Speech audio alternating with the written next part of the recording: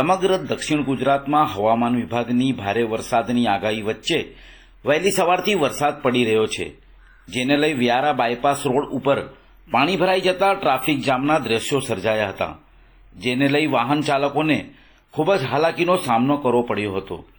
તેવી જ રીતે ગુજરાતને અડીને આવેલ મહારાષ્ટ્રના નવાપુરમાં પણ અત્યંત ભારે વરસાદને લઈ પાણી ભરાઈ ગયા હોવાના દ્રશ્યો સામે આવી રહ્યા છે।